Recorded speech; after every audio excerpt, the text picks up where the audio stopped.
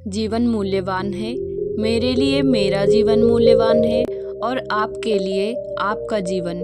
इसलिए जीवन की सार्थकता का पाठ पढ़ रहे हैं। हम में से जो व्यक्ति जीवन का मूल्य समझ लेगा, वह जीवन के प्रत्येक दिन और प्रत्येक पल का सार्थक उपयोग करेगा। जीवन मरने के लिए नहीं है, मृत्यु मजबूरी का नाम है। जीवन जीने के लिए है। जीवन प्रभु के घर से मिला उपहार है, प्रसाद है। जिन्हें जीने की कला आ जाती है, उनके लिए हर सुबह ईद का त्योहार है और हर दोपहर होली का पर्व है और हर रात दिवाली का आनंद है। क्या हम जीवन से संतुष्ट हैं? क्या हर जीवन में आनंद और उत्सव है? क्या आपको लगता है कि हर उत्सव हमारी जाति है और हर आनंद हमारा गोत्र? सोचो, हम अपने जीवन के मूल्यों को कितना प्रतिशत हासिल कर पाए हैं अथवा हम और कितना हासिल कर सकते हैं। एक समय की बात है, एक गुरुकुल के कुलपति ने बुढ़ापा सामने आता हुआ देखकर अपने शिष्यों के सम्मुख यह घोषणा की कि अब वे अपने जीवन को आत्मकल्याण और प्रभु के दिव्य प्रेम में समर्पित करेंगे। गुरु ने अपनी ओर से समय और तिथि भी निर्धारित कर दी। जिस दिन गुरु रवाना होने वाले थे, शिष्यों ने अपनी ओर से गुरुकुल के कुलपति से अनुरोध किया, भगवान, आप तो जा रहे हैं, लेकिन जाने से पहले गुरुकुल का नया कुलपति नियुक्त करके गुरुकुल का दायित्व किसी न किसी को अवश्य सौंप जाए। कुलपति ने कहा, यह निर्णय मैं संन्यास लेने से 5 मिनट पूर्व ही करूंगा। कुलपति संन्यास के दिन स्नान ध्यान से निवृत्त होकर बीच आंगन में आ गए। सारे शिष्य भी आवश्यक कार्यों से निवृत्त होकर कुलपति के संन्यास के कार्यक्रम में हिस्सा ले रहे थे।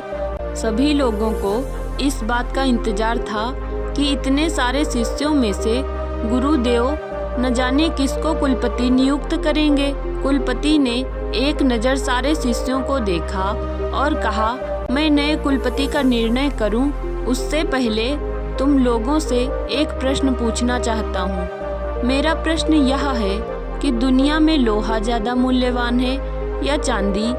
सभी शिष्यों ने तपाक में एक स्वर में जवाब दिया कि चांदी ज़्यादा मूल्यवान है। गुरु ने सारे शिष्यों पर एक नज़र डाली तो एक शिष्य ऐसा पाया जो मौन था। उसने कोई जवाब नहीं दिया। गुरु ने उससे पूछा, वत्स, तुमने कोई जवाब नहीं दिया, क्या तुम इन सबके जवाब से संतुष्ट नहीं हो? शिष्य खड़ा हुआ, आदर से हाथ जोड़े और गुरुदेव से अनुरोध करने लगा, भंते, मुझे यह कहने के लिए क्षमा करें कि लोहा चांदी से ज़्यादा मूल्यवान होता है। यह सुनते ही सारे शिष्य हंस पड़े। कहने लगे कि हमें पहले से ही पता था कि यह बुद्धू का बुद्धू ही रहेगा। अरे, यह तो सारी दुनिया जानती है कि लोहा और चांदी में से चांदी ज़्यादा मूल्यवान होती है। गुरु ने उसको ध्यान से देखा और कहा, क्या तुम मुझे बता सकते हो कि तुमने लोहे को ज़्यादा मूल्यवान किस आधार पर कहा? शिष्य ने कहा, मेरी समझ से दुनिया में मूल्य किसी वस्तु का नहीं होता। मूल्य होता है उस वस्तु में रहने वाली संभावना का।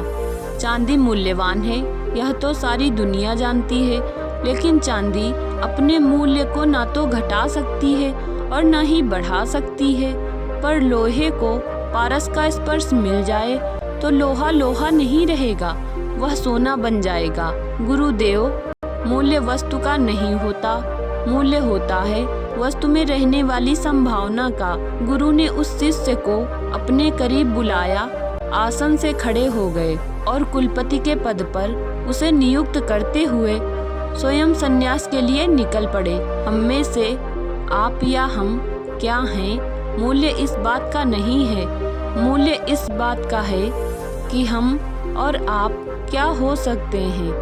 कौन आदमी क्रोधी है, वह जाने कौन महिला कमाती है या घर में रोटी सब्जी बनाती है, यह वह भी जाने किस आदमी का कैसा स्वभाव है।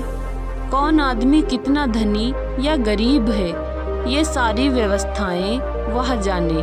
हम वर्तमान में क्या हैं मूल्य इस बात का नहीं है, मूल्य इस बात का है कि हम अब और क्या हो सकते हैं। जहाँ तक आप पहुँचे वह आपका यथार्थ हुआ, हम और आगे कहाँ पहुँच सकते हैं, यह बात मूल्यवान हुई।